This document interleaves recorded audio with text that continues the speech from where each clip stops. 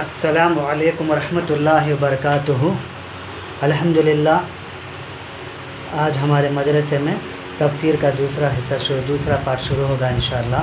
آج ہمارے پاس مولانا مفتی محمد وسیم جمالی صاحب آئے ہیں، انشاءاللہ اللہ ہمیں ہدایت عطا فرمائے۔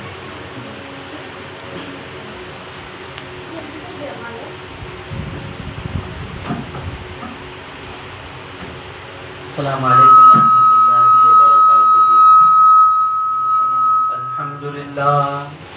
الحمد للہ نحمده ونستعینه ونستغفره ونؤمن به ونتوکل علیہ ونعوذ باللہ من شرور انفسنا ومن سیئات اعمالنا، من يهده الله فلا مضل له ومن يضلله فلا هادي له، ونشهد أن لا إله إلا الله وحده لا شريك له، ونشهد أن سيدنا ونبينا وحبيبنا ومولانا محمدا عبده ورسوله، أرسله بالحق بشيرا ونذيرا وداعيا إلى الله بإذنه وسراجا منيرا، أما بعد فقد قال الله تبارك وتعالى في القرآن المجيد: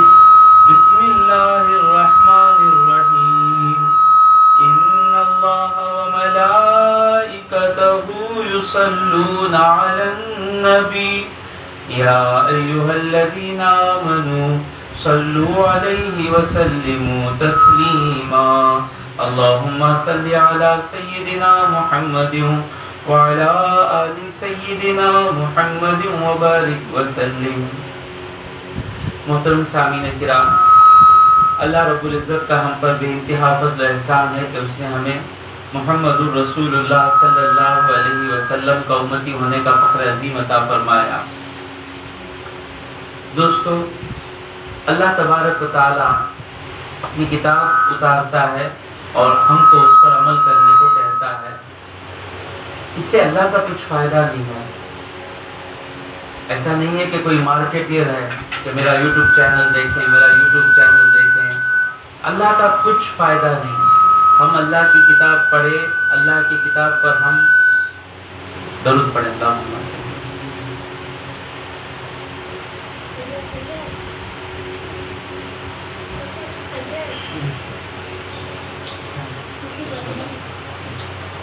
ہم اللہ کی کتاب پڑھیں اور اس پر عمل کریں تو اللہ کا کچھ فائدہ نہیں۔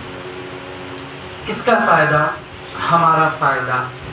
صرف فائدہ نہیں، اس کتاب کے بغیر ہم آخرت میں تو کامیابی پا ہی نہیں سکتے، اور دوسرا اس دنیا میں بھی اچھی زندگی گزار نہیں سکتے۔ آج ہم جس دور میں ہیں کہ بالکل تقریباً جب حضور صلی اللہ علیہ وسلم تشریف لائے تھے، وہ زمانے کی سوچ آج بن گئی ہے مسلمانوں کی بھی، یعنی دنیا جس چیز سے ملتی ہے وہی کام کرنے کے لیے ہم تیار ہیں۔ دین کا کام بھی اگر کرے تو اس سے کوئی دنیا کا فائدہ ہو رہا ہے تبھی کرنے کے لیے تیار ہیں۔ آخرت کے لیے کرنا، آخرت کا فائدہ ہو رہا ہے، یہ چیز ہم کو اٹریکٹ نہیں کرتی ہے، یہ چیز ہم سے کوئی کام نہیں کرواتی ہے۔ تو خیر، اب جس طرح حضور صلی اللہ علیہ وسلم آخرت کا خیال آنے سے پہلے اس قرآن پر چلنے سے آخرت تو سنورے گی ہی، آخرت کے ساتھ ساتھ یہ دنیا کی زندگی میں بھی بہترین زندگی ہم گزار سکتے ہیں۔ ساری ہسٹری، تاریخ اٹھا لیں، آدم علیہ السلام سے لے کر آج تک وہ کون سے لوگ ہیں جو سب سے کامیاب لوگ، ہر طریقے سے، انسانیت کے اعتبار سے، دولت کے اعتبار سے، حکومت کے اعتبار سے، سکون کے اعتبار سے، انصاف کے اعتبار سے، تو ساری تاریخ میں دیکھ لیے تو صحابہ کی جماعت، حضور صلی اللہ علیہ وسلم نے صحابہ کی جماعت اس وقت جو کامیابی تھی، ایسی کامیابی کسی کو نہیں ملی۔ میں بول رہا ہوں دنیا کے اعتبار سے۔ مکے والے، مکہ ایک گاؤں، ایسا گاؤں کہ کوئی بادشاہ، اس زمانے میں ایک بھی اچھی بستی دکھتی تو بادشاہ حملہ کر کے پکڑ لیتا، تو مکہ ایک ایسا گاؤں تھا کہ کسی بادشاہ کو خواہش بھی نہیں آتی کہ وہ گاؤں کو کیپچر کرے. اتنے غریب گاؤں کے نکلے ہوئے یہ لوگ قرآن پہ عمل کیے. حکومت بڑی چیز نا, حکومت کے لیے کیا کیا چل رہا ہے آج. قرآن پر عمل کیے. حکومت صرف مکے کی حکومت نہیں آئی, سارے عرب کی حکومت, فارس کی حکومت, شام کی حکومت یعنی سیریا, جارڈن, عراق, ایران, عمان, افریقہ, سب حکومت بھی آ گئی, دولت بھی آ گئی, عزت بھی آ گئی, انصاف بھی آ گیا, ظلم بھی مٹ گیا. تو یہ سب دنیا کی بھلائیاں ہیں نا. عورت حفاظت کے ساتھ باہر جانا, یہ آخرت کی کامیابی ہے, دنیا کی کامیابی ہے. دنیا کی کامیابی ہے نا. بڑھاپے میں ہمارے بچے ہمارا خیال رکھ لینا, یہ آخرت کی کامیابی ہے, دنیا کی کامیابی ہے. دنیا کی کامیابی ہے نا. شراب مٹ جانا, یہ دنیا کی کامیابی ہے. سود کی بیماری مٹ جانا. جی ہاں اچھا تو کیسا دھیرے دھیرے کرے تو برابر. جی تو یہ کیونکہ میں کیوں دنیا کی کامیابی پہ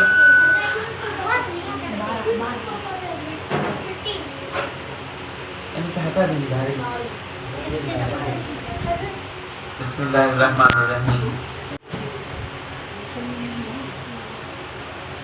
میں کیوں اس دنیا کی کامیابی کے بارے میں بار بار کہہ رہا ہوں کہ آخرت کا آج نیند آ جاتی, جنت ملے گی, جہنم سے بچیں گے, نیند آ جائے گی. جی تو قرآن اللہ تبارک و تعالی نازل فرمایا, اس سے آخرت کی کامیابی ہے اور اس کے ساتھ ساتھ دنیا کی بھی کامیابی ہے. اور قرآن پر عمل کرنا کیوں ضروری ہے؟ اللہ تبارک و تعالیٰ نے ہم کو 5 حواس دیے, حواس خمسہ کہتے ہیں, یعنی دیکھ کر جان لینا, سمجھ کر جان لینا, سن کر جان لینا, سونگھ کر جان لینا, چکھ کر جان لینا, اور پھر چھو کر جان لینا. سمجھنا ایک چھٹواں ہے, 6th سینس کہتے ہیں اسے. تو 6 سینس اللہ نے ہم کو دیے. یہ 6 سینس کافی ہیں ہمارے لیے. کھانا, پانی, ہماری ضروریات, دنیا کی ضروریات حاصل کرنے کے لیے یہ 6 سینس کافی ہیں. لیکن چند ایسی چیزیں ہیں جو یہ 6 سینس ہم کو ہدایت نہیں دے سکتے, رک جاتے ہیں. تو اس وقت اللہ تبارک و تعالیٰ نے ہم پر رحم فرمایا کہ قرآن مجید نازل فرما کر جہاں ہماری عقل پریشان ہو جاتی ہے, کیا کرنا کیا نہیں کرنا معلوم نہیں ہوتا, اس وقت قرآن مجید آ کر ہم کو ایسی نصیحت کرتا ہے کہ ہم قرآن کی بات سن کر جو فیصلہ لیتے ہیں وہ فیصلہ سب سے بہترین فیصلہ ہوتا ہے. دیکھیے میری عقل ہے, میرے ماں باپ بوڑھے ہو گئے, اب میری عقل کیا کہے گی؟ عقل کا کام کیا ہے؟ میرا جو فائدہ ہے وہ میرے فائدے کے بارے میں مجھے بولنا. میرا فائدہ کیا ہے؟ میں سکون سے زندگی گزارنا, یہ میرا فائدہ ہے. تو میرے ماں باپ جب بڑھاپے میں ہو گئے, اللہ ان کی حفاظت فرمائے, بستر کے ہو گئے, تکلیف دینے والے ہو گئے, ان کا پیشاب پیخانہ ہم پاک کرنا یہ حالت کے ہو گئے, تب ہماری عقل کیا کہتی ہے؟ چھوڑ دو ان کو. عقل یہی کہتی ہے, عقل یہی کہے گی. تو صرف عقل سے ہم زندگی جی سکتے ہیں, تو عقل کیا کیا کہتی ہے؟ عقل ہی تو کہتی ہے. وہ ظلم کرنے والے کو ظلم کرنا کون کہتی ہے؟ عقل ہی تو کہتی ہے. تو لوگ جو کہتے ہیں کہ عقل کافی ہے, اگر عقل پہ چھوڑ دیں گے تو جو کہنے والا جو ہے عقل کافی ہے وہ جی نہیں سکتا. مرڈر کرنے والے کو اس کی عقل ہی کہتی ہے مرڈر کرو, چرانے والے کو اس کی عقل ہی کہتی ہے چراؤ. تو جو بھی فراڈ کرتے ہیں ان کی عقل ہی بتاتی ہے کہ فراڈ کرو, تو عقل کافی نہیں ہے. تو اب انسان حیران و پریشان رہتا ہے کہ میں اب میرے ماں باپ بوڑھے ہیں, ان پر محنت کروں گا تو میرا پیسہ جائے گا, میرا وقت جائے گا, میرا سکون جائے گا, میں اپنے بیوی بچوں پہ زیادہ وقت نہیں دے سکتا. عقل کہہ رہی ہے. اور دوسری طرف عقل ہی کہہ رہی ہے اگر میں ساتھ نہیں دیا تو میرے ماں باپ کا ہوگا کیا. اس کشمکش میں قرآن مجید آتا ہے. قرآن مجید کیا کہتا ہے؟ اللہ کی عبادت کے بعد سب سے بہترین کام کیا ہے؟ ماں باپ کی خدمت۔ بندہ اس بات کو مان لیتا ہے۔ اب آپ کہیں گے اللہ نے اسے وہ حکم دیا جو اسے نقصان پہنچا رہا ہے، ظاہری اعتبار سے، میں ایمان کے اعتبار سے بات نہیں کر رہا ہوں۔ اللہ نے اس کو کہا خدمت کرو، اب اس کا نقصان ہو گیا نا۔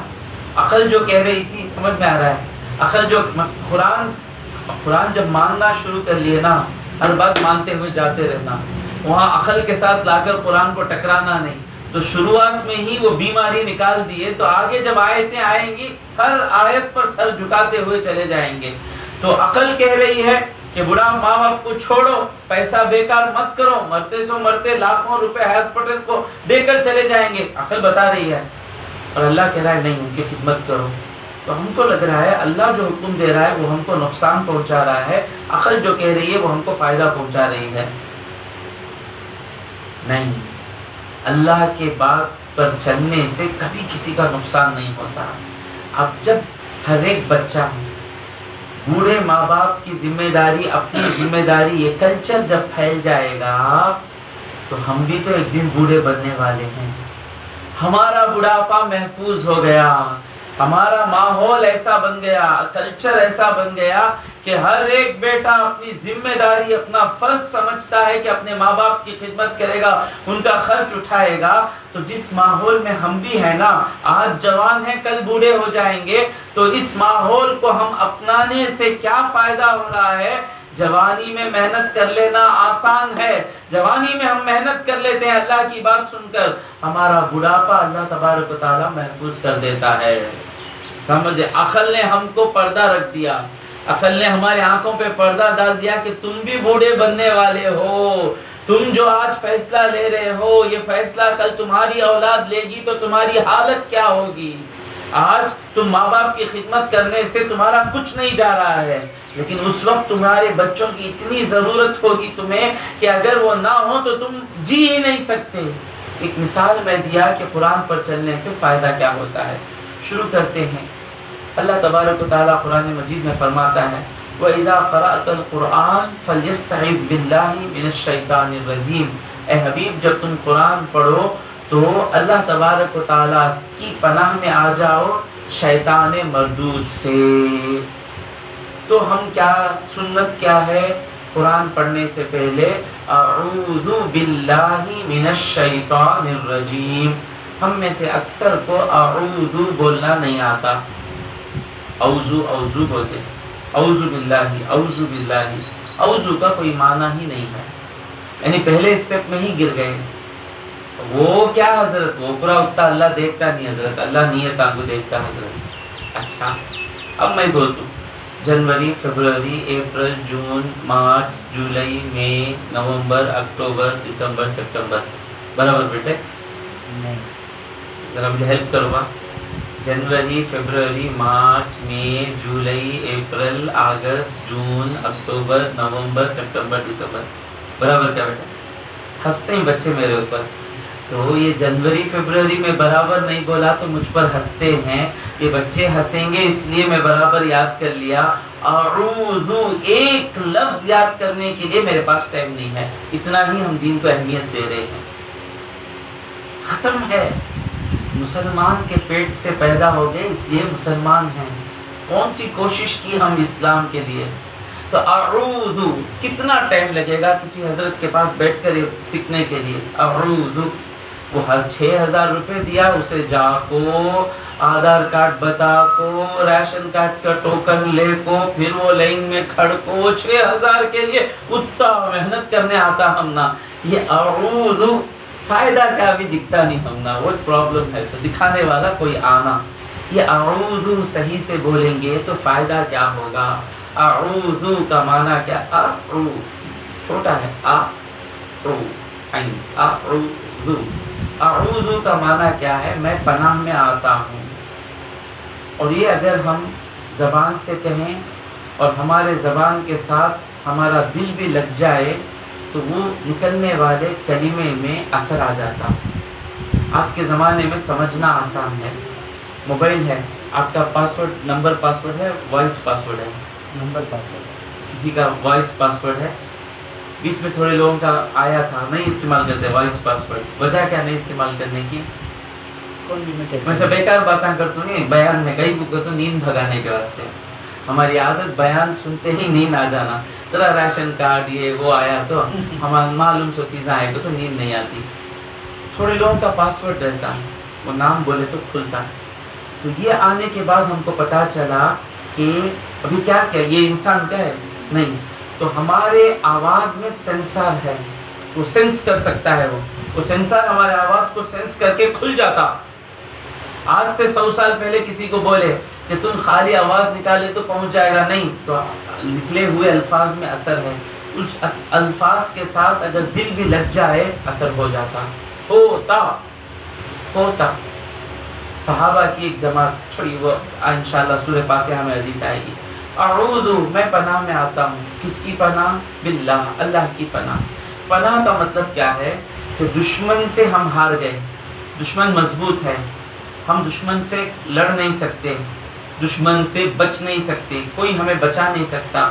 اس وقت ایسی جگہ میں آ جانا جہاں دشمن ہمارا کچھ بگاڑ نہیں سکتا, تو ہم اعوذ باللہ, اللہ کی پناہ میں آ رہے ہیں. کس سے بچنے کے لیے؟ من الشیطان, شیطان سے بچنے کے لیے. کیوں بچنا شیطان سے؟ اللہ کہتا ہے ان الشیطان للانسان عدو مبین, بے شک شیطان انسان کا کھلا دشمن ہے. یہ دشمنی کب سے ہے اور یہ کیسی دشمنی ہے؟ آپ جانتے ہیں کہ اللہ تبارک و تعالی انسان کو پیدا کرنے سے پہلے فرشتوں کو پیدا کر دیا, جنوں کو پیدا کر دیا. تو یہ جو تھا شیطان, یہ جنوں کا سردار تھا, بڑا جن تھا. اس کا نام کیا تھا؟ عزازیل اس کا نام تھا. جنوں میں جو نیک جن ہوتے ہیں, آج بھی کئی نیک جن ہیں. آپ پرانے مدرسوں میں چلے جائیے, باقیات الصالحات یا لطیفیہ, یہ پرانے مدرسے جو ہیں وہاں پہ آج بھی دیکھا جاتا ہے کہ لائبریری میں خود بخود الماری کھلتی ہے, کتاب باہر نکلتی ہے, ٹیبل پہ بیٹھتی ہے کتاب کھلتی ہے. مطلب جن بھی وہاں عالم بن رہے ہیں. پرانی مسجدوں میں کئی وقت موجود جو مسجد میں سوتے ہیں وہ لوگ محسوس کیے ہیں کہ کہیں سوتے رہتے, کوئی کھینچ کے لا کر ان کو کہیں ڈال دیتا. کیوں؟ جن نماز پڑھنے کے لیے آتے تہجد, ان کی نماز کی جگہ کوئی سو رہا ہوتا تو کھینچ کے ڈال دیتے, یا کوئی کپڑا ہٹ کر رہتا تو اس کو کنارے ڈال دیتے. تو اچھے جن بھی ہیں, اللہ والے جن بھی ہیں, جنت میں جانے والے جن بھی ہیں. خراب جنوں کو شیطان کہتے ہیں. تو یہ اچھے جنوں میں سے تھے. کون؟ عزازیل. عبادت کی, عبادت. فرشتے بھی عبادت کرتے, عزازیل بھی عبادت. لیکن فرشتوں کی عبادت کرنے کی نیت الگ اور عزازیل کی عبادت کرنے کی نیت الگ. اب اللہ تبارک و تعالی, اللہ ہمارے سجدوں کو نہیں دیکھتا, اللہ ہمارے رکوع کو نہیں دیکھتا, اللہ ہماری نیت کو دیکھتا ہے. اور اللہ بچائے, اللہ بچائے, اللہ بچائے, ہم سب کو دھوکہ دے سکتے ہیں, لیکن اللہ تبارک و تعالیٰ کوئی ہمارے اللہ کے لیے عبادت نہیں کیا, دوسروں کو دکھانے کے لیے کیا, تو مرنے سے پہلے اللہ دوسروں کو بتا دیتا ہے کہ یہ میرا نہیں تھا, یہ کسی اور کے لیے عبادت کرتا تھا. اللہ حفاظت کرے. یہ اللہ کا سسٹم ہے کہ کوئی دھوکہ دے کہ نام عبادت, نیت اپنا فائدہ, پرسنل فائدہ, ایسے لوگوں کو اللہ ذلیل کرتا ہے. یہ اللہ کا نظام ہے. تو یہ عبادت کرتا تھا, بہت عبادت کیا. بعد میں اس نے کہا, اے اللہ, میں نے سنا ہے کہ تو نے ایک دھرتی بنائی, دنیا بنائی ہے, مجھے اجازت دے کہ دنیا کے تو نے جو زمین بنائی نا, اس زمین کے چپے چپے پر میں تجھے سجدہ کرنا چاہتا ہوں. ہم ایسے ہیں کیا؟ اس کے سجدوں کے برابر ہمارے سجدے ہیں کیا؟ سجدہ کیا. پہلے آسمان, دوسرے آسمان, تیسرے آسمان پر, 7ویں آسمان تک پہنچا سجدے کرتے ہوئے. تو اللہ نے اسے کہا کہ دیکھو کیا لکھا ہوا ہے. دیکھا کہ ایک ایسا ہوگا جو اللہ کی کئی سجدے کرے گا لیکن ایک مرتبہ سجدہ نہیں کرے گا. اللہ پوچھتا ہے, عزازیل اسے کیا کرنا؟ اے اللہ, تو اسے پھینک دے. ایک بار بھی تیرا سجدہ, تیرے حکم پر کوئی سجدہ نہ کرے تو اسے پھینک دے. ٹھیک ہے.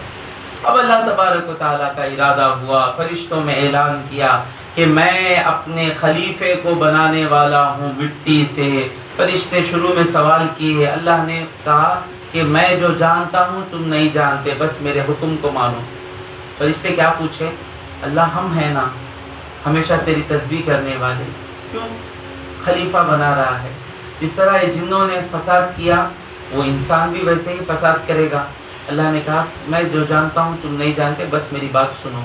اللہ نے حکم دیا کہ میں جب آدم کے جسم کو بنا دوں گا اور پھر اس میں میری روح پھونکوں گا تو تم سب جب میں کہوں سجدے میں گر جاؤ، گر جانا۔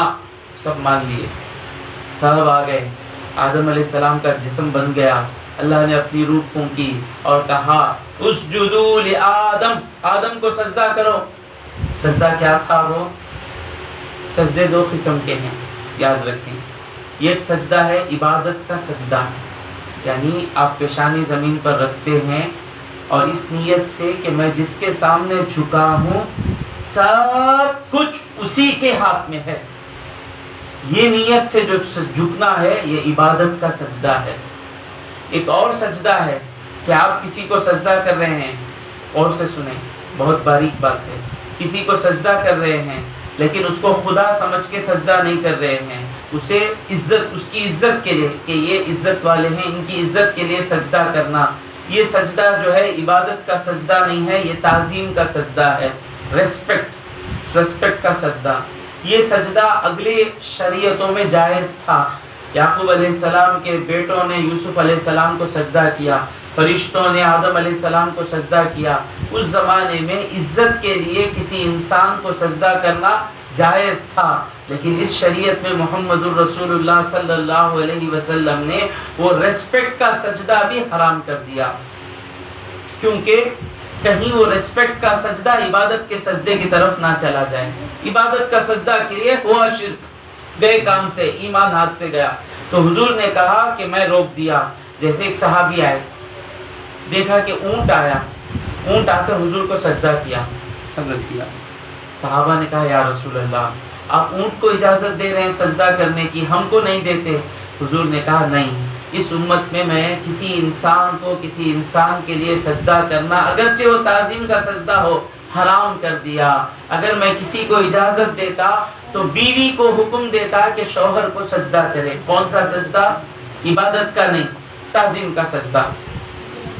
تو جو فرشتوں نے جو سجدہ کیا وہ سجدہ کیا سجدہ تھا؟ تعظیم کا سجدہ، عبادت کا نہیں۔ اور دوسرا تفسیروں نے کہا کہ آدم قبلے کی طرح تھے، سجدہ اللہ کو تھا، اللہ کے بیچ میں جیسا قبلہ کعبہ ہے اس طرح آدم علیہ السلام تھے۔ کئی تفسیریں ہیں، چند تفسیروں میں آیا وہ سجدہ پیشانی رکھنے کا سجدہ نہیں تھا، بس جھکنے کو سجدہ کہا گیا۔ جو بھی ہو، سارے فرشتے، جبریل، میکائیل، اسرافیل، سارے فرشتے سجدے میں گر گئے۔ ایک پلٹ کے کھڑ گیا، کون؟ عزازیل۔ اللہ نے کہا ما منعک ان تسجد لما خلقت بیدی، کس چیز نے تجھے روکا کہ تو سجدہ کرے اسے جس نے میں بنایا؟ پہلا جملہ جو اللہ کی خلاف ورزی میں نکلا، پہلا لفظ جو اللہ کے خلاف ورزی میں نکلا کیا لفظ تھا؟ انا، میں۔ یہ میں کی بیماری بڑی خطرناک بیماری، میں دکھنا، میں فیمس ہونا، لوگ میری تفسیر اچھی تفسیر بولنا، میں کیا ہوتا ہے؟ اللہ سے دور ہو جاتے۔ بندگی کیا ہے؟ اللہ میرے سے کام لینے کو ہے، اللہ آج مجھ سے لے رہا ہے کام، اللہ چاہا کل یہ کام اس بچے سے لے گا، اس کو بندگی کہتے ہیں۔ میرا چھونا، اب کسی اور مفسر کو بتائیں میں مانوں گا نہیں تو یہ اللہ کے لیے کام نہیں ہوا۔ تو اس کے اندر میں تھا، میں اچھا، میں عبادت کرنے والا، سب عبادت کرنے والوں میں میرے سجدے زیادہ، میری نمازیں زیادہ، میرے تہجد زیادہ، میں سب سے زیادہ نیک، میں گناہ نہیں کرتا، یہ اللہ کو پسند نہیں۔ اب یہ سجدہ نہیں کیا، پلٹ گیا، صرف رکا نہیں، پلٹ گیا۔ اللہ کو کہا کہ انا، میں خیر من، میں اس سے بہتر ہوں۔ خلقتنی من نار، تو نے مجھے آگ سے پیدا کیا، وخلقتہ من طین، اس کو مٹی سے پیدا کیا، اپنی عقل۔ کبھی بھی اپنی عقل جب قرآن کے مقابلے میں، اللہ کی بات کے مقابلے میں ہماری عقل آ جائے، ہماری عقل دکھتا ہے، دیکھنے میں ہماری عقل صحیح دکھتی ہے، ابلیس بولا سو غلط صحیح، مٹی سے زیادہ کام ہوتے، آگ سے زیادہ کام ہوتے، آگ سے فزکس ماشاء اللہ، آگ سے زیادہ کام ہوتے، گاڑی کس سے چلتی ہے ہماری؟ مٹی ڈال لو، نہیں ہوتا۔ آج جو پورا پیٹرول کو اتنی ویلیو ہے، کیوں؟ وہ پیٹرول آگ بناتی ہے، تو آگ کے زیادہ فائدے ہیں، عقل تو یہی کہتی ہے کہ آگ سے زیادہ فائدے ہیں، لیکن عقل کے خلاف اللہ کا حکم آیا کہ اب مٹی بڑی ہے آگ سے، اللہ کی بات آ گئی، مان لینا۔ جب ہم مان لیں گے نا، انشاءاللہ ایک دن ہماری عقل بھی مان لے گی۔ شروع میں عقل نہیں مان رہی ہے، ہم اللہ کے سامنے مان لیا، عقل بھی مان لے گی۔ وہ سمجھا نہیں کہ ہر جگہ آگ مٹی سے بہتر نہیں ہے، تھوڑی ایسی جگہ ہیں جہاں مٹی بہتر ہے آگ سے، تھوڑے کام ایسے ہیں جو بچہ کر سکتا ہے، بڑا نہیں کر سکتا، تھوڑے کام ایسے ہیں وہ کر سکتا ہے، میں نہیں کر سکتا، تھوڑے کام ایسے ہیں عورت کر سکتی ہے، بوڑھ مرد نہیں کر سکتا۔ تو عبادت جو ہے وہ مٹی زیادہ اچھا کر سکتی ہے آگ سے، کیونکہ عبادت میں جھکنا ہے جو مٹی کو آتا ہے، اور آگ میں اٹھنا ہے جو مٹی، عبادت آگ کے مناسب نہیں ہے، مٹی کے لیے مناسب ہے۔ یہ بات کو جانا نہیں ہو تو کہہ دیا کہ مٹی، اب قرآن سننے کے بعد اب سمجھ میں آیا نا، اچھا اگر آگ عبادت کے لیے اچھی ہوتی تو رسول اللہ کے لیے اللہ تبارک و تعالیٰ آگ کا جسم تیار کرتا۔ بندگی کے لیے مٹی اچھی ہے، مٹی نیچے رہتی ہے، اور عبادت میں نیچے رہنا ہے، تو یہ گیا کہ ہمیں رہے تو کیا کرتے؟ اللہ معاف کر دا اللہ، ربنا ظلمنا انفسنا، نہیں، یہ ایگو جب آ جاتا ہے آنکھوں پہ پٹی پڑ جاتی۔ اللہ بچائے اس ایگو سے، آ گیا ایگو سے، کہا کہ نہیں میں نہیں کروں گا، اللہ کہا نکل جا جنت سے اللہ کی بارگاہ سے نکل جا۔ اب یہ مار پڑے بعد ہم کیا بولتے ہیں؟ ہم بھی کب معافی مانگتے معلوم؟ ایگو کے علاوہ جتنے بھی ہماری غلطیاں ہیں معافی مانگ لیتے، لیکن جب ایگو آ جاتا نا معافی مانگنے تیار نہیں۔ خاص کر عورتوں میں کئی اچھی چیزیں ہیں، بہت سی اچھی چیزیں جو مردوں میں نہیں ہے، لیکن عورتوں میں خراب چیز کیا ہے؟ معاف کرنے آتا نہیں۔ بدلہ لینے کی آگ عورت میں جو ہے وہ برباد کر کے رکھ دیتی ہے۔ عورت پر ظلم کرتی ہے، ریئر کہ کہیں سسر بہو پہ ظلم کیا ہو، بہت نادر۔ ساس جو عورت ہے وہی بہو پر ظلم کرتی ہے، بہو جو عورت ہے وہی ساس پر ظلم کرتی ہے۔ مشکل سے کہیں داماد اور سسر ایک دوسرے پر ظلم کرتے، بہت مشکل۔ تو عورتوں میں خاص کر یہ ایگو جب آ جاتا ہے، دیکھیں معافی مانگنے دل نہیں ہوتا، کیا بھی ہو جان دے، میں چھوڑوں گی نہیں، میں جلا کے رکھ دوں گی۔ اللہ، سبق اس سے کیا مل رہا ہے کہ جو ایگو کا جو غصہ ہے فوراً اسے کنٹرول کریں، معاف کر دیں، معافی مانگ لیں۔ نہیں مانگا، اللہ کہا نکل جا۔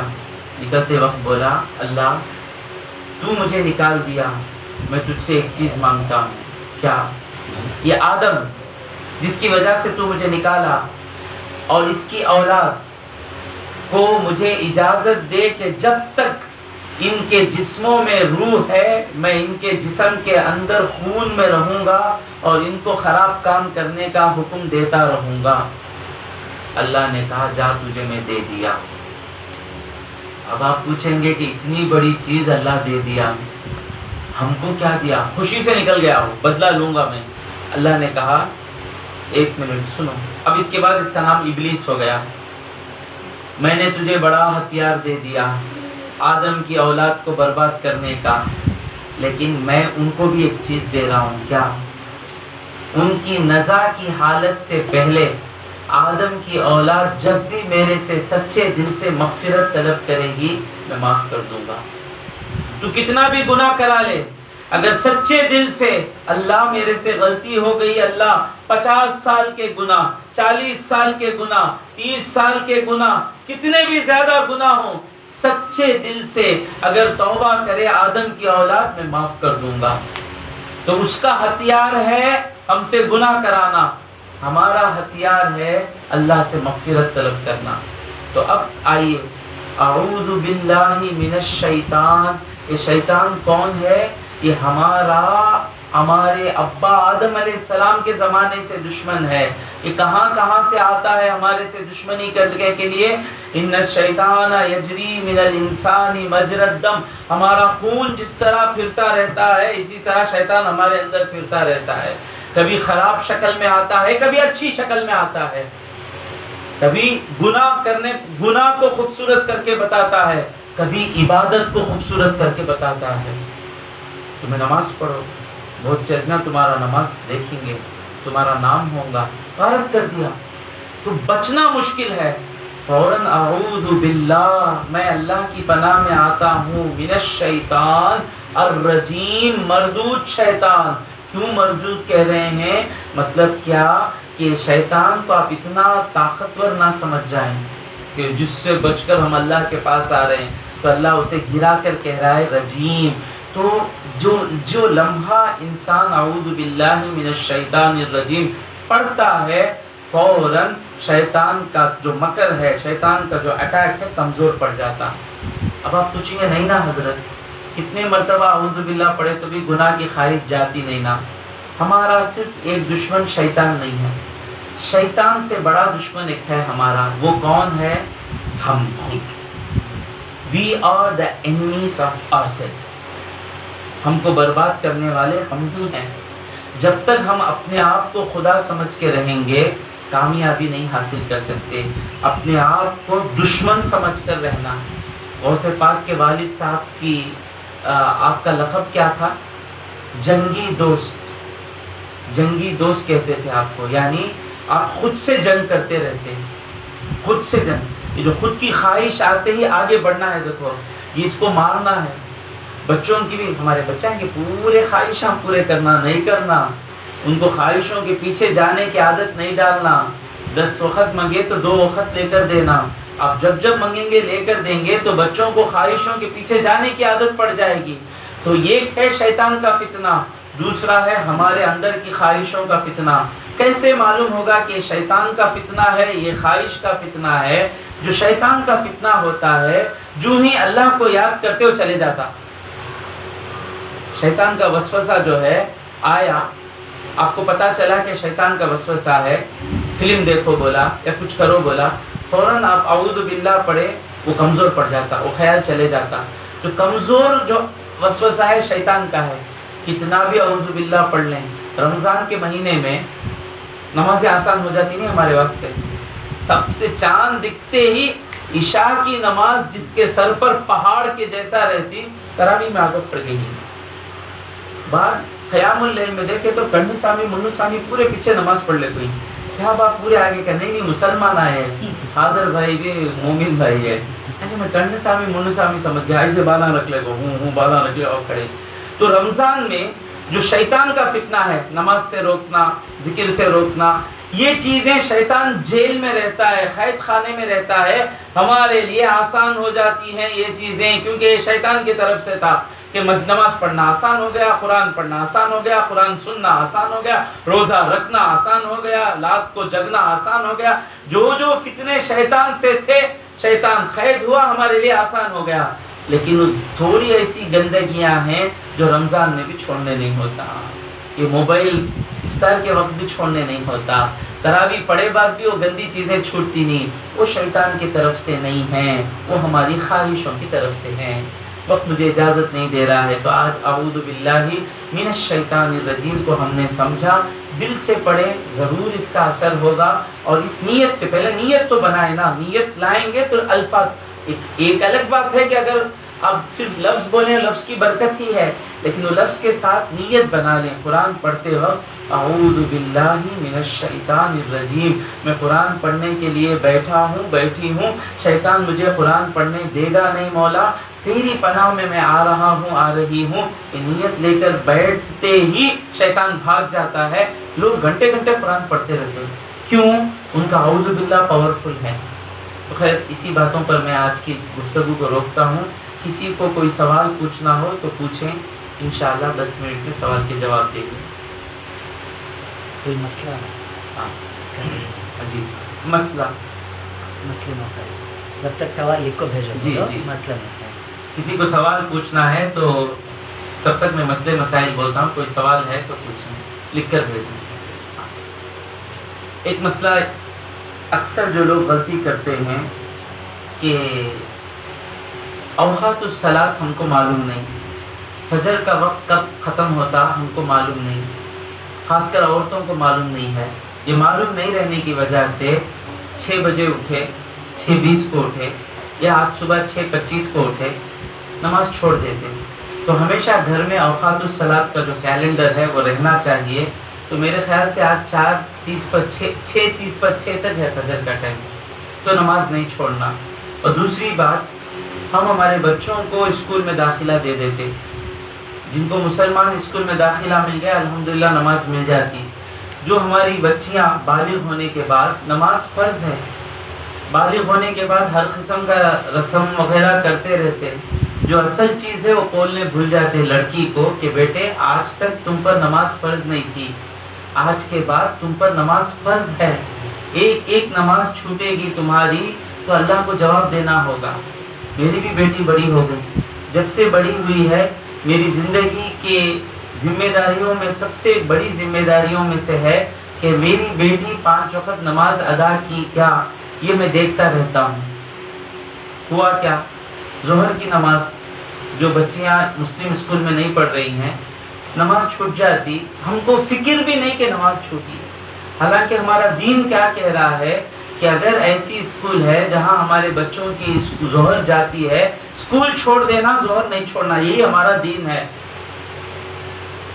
یہی ہمارا. اسی لیے تو ہجرت کی ہے حضور صلی اللہ علیہ وسلم. ہجرت کر دینا، اسکول چھوڑ دینا.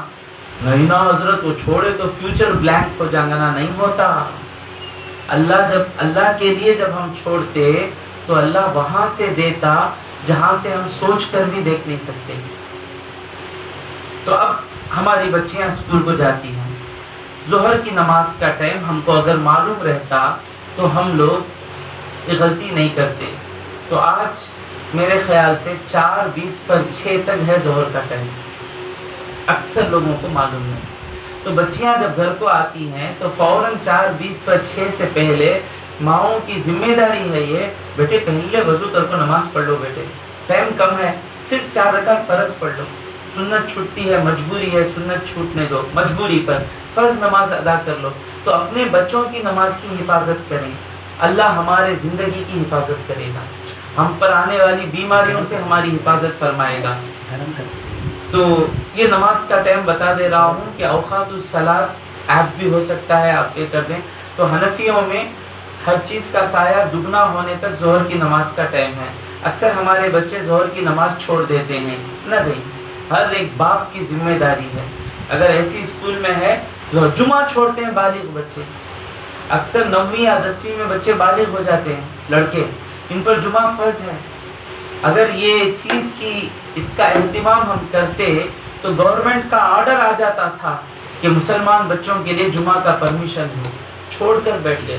سکھوں کو ڈپٹا بننے کی پرمیشن ہے کیونکہ ان کی کمپلسری. اب ہم جو کورٹ میں حجاب کا کیس ہارے، وجہ کیا ہے کہ جو 3 جج بیٹھے تھے اس میں تیسری جو تھی مسلمان عورت تھی جو حجاب کے بغیر بیٹھی تھی. تیسری جو جج ہے وہ مسلمان ہے جس کے پاس حجاب ضروری نہیں ہے.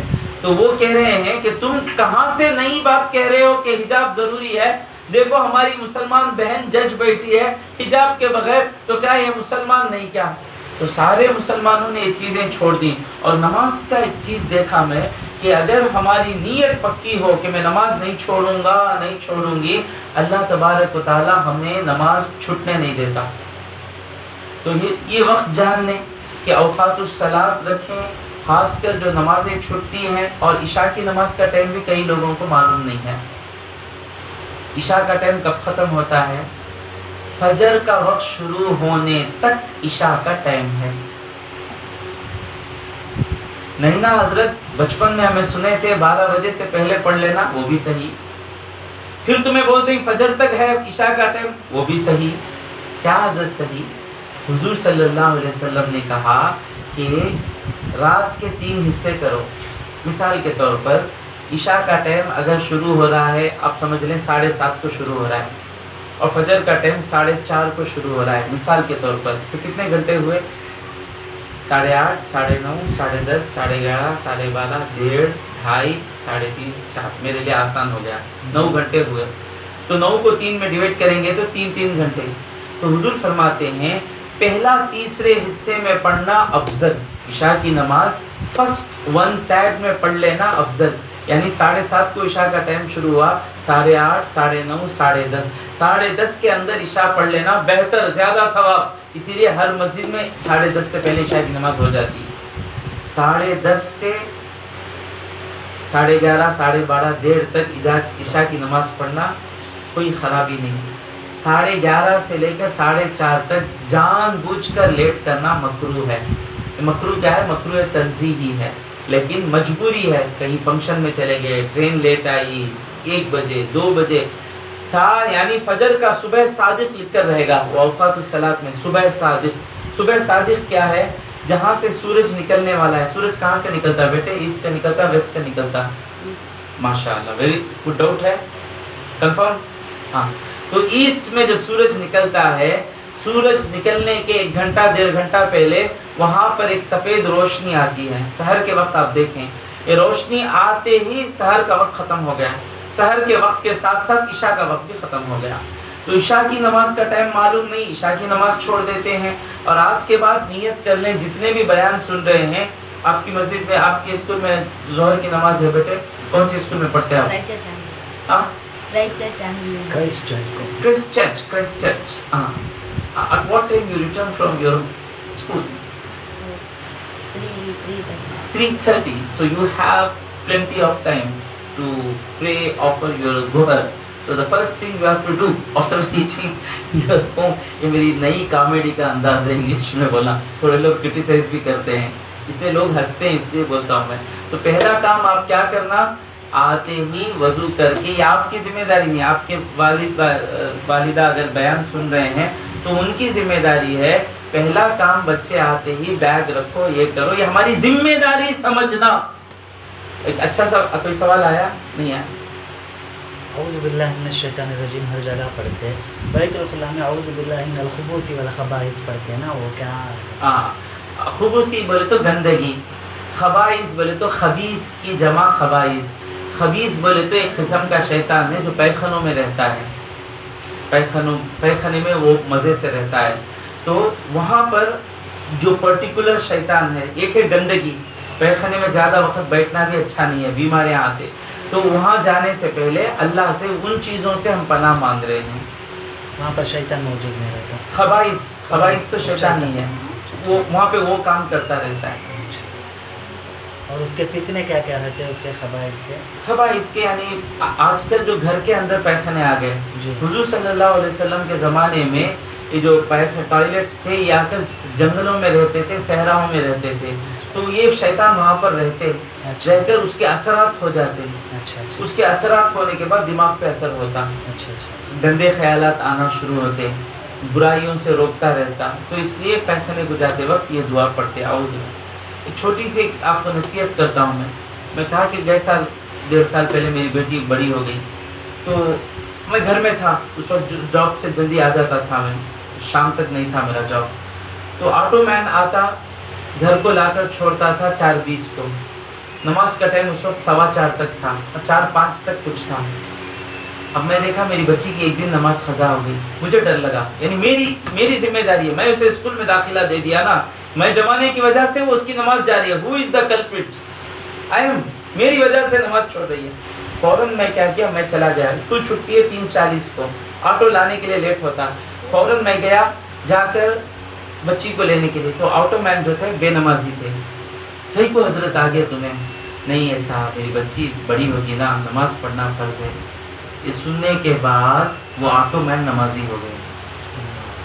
میں تو کب بڑا ہو گیا ہوں، میں تو 20-30 سال پہلے بڑا ہو گیا ہوں، حضرت ایک چھوٹی بچی کی نماز کا اتنا خیال کر رہے ہیں، میں تو نماز پڑھ سکتا ہوں۔ اللہ کے فضل سے اب تک وہ آٹو مین نمازی۔ تو نماز ذمہ داری ہے، یہ ایک اہم مسئلہ ہے جو بتانا چاہا۔ اور کوئی سوال ہے؟ جی صلی اللہ علیہ محمد صلی اللہ علیہ وسلم صلی اللہ علیہ محمد صلی اللہ علیہ وسلم صلی اللہ علیہ محمد یا ربی صلی اللہ علیہ وسلم۔ یعنی جو بھی مجلس درود کے بغیر ختم ہوتی ہے وہ مجلس سے برکت چلے جاتی ہے، اور جو بھی مجلس درود پر ختم ہوتی ہے تو مجلس میں جو بے ادبیاں ہوئیں وہ بے ادبیاں چلے جاتی ہیں۔ چند حدیثوں میں دعائیں بھی آئی ہیں اس کی، لیکن درود سب کو یاد رہتا ہے۔ جو بھی درود پڑھ سکتے ہیں، صلی اللہ علیہ محمد صلی اللہ علیہ وسلم، یہ درود بھی پڑھ سکتے ہیں، اللہم صلی علی سیدنا محمد وعلی آل سیدنا محمد، لیکن جو بھی مجلس ختم کریں درود پہ ختم کریں گے تو وہ مجلس میں بیٹھنا قبول ہوگا، اور اس میں جو ہم بے ادبیاں کیے اللہ معاف کر دے گا۔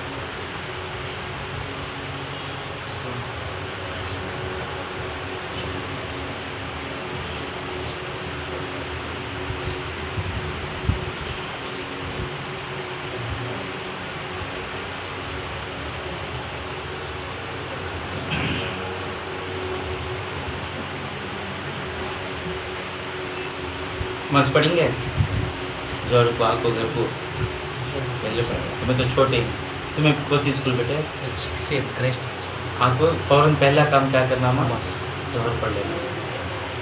بچے تھا نعت سنانا چاہتے اچھا ہیں۔ اچھا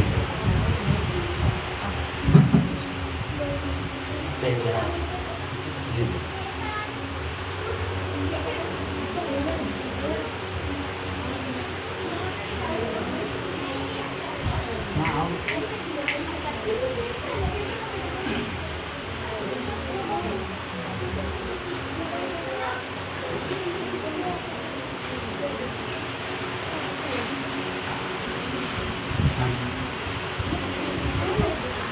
ہمارے مدرسہ کے طلباء کچھ نعت سنانا چاہتے ہیں، اس لیے انشاءاللہ۔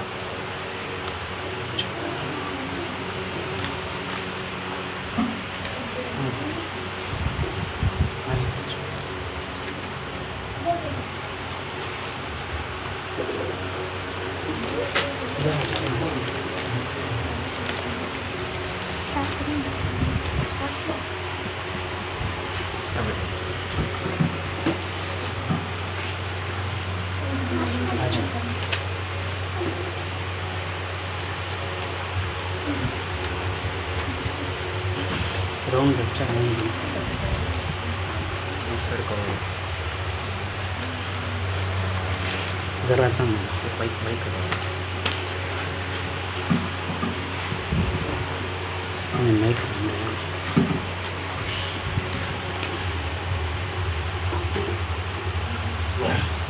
نکال نہیں ہوتے ذرا ذرا ذرا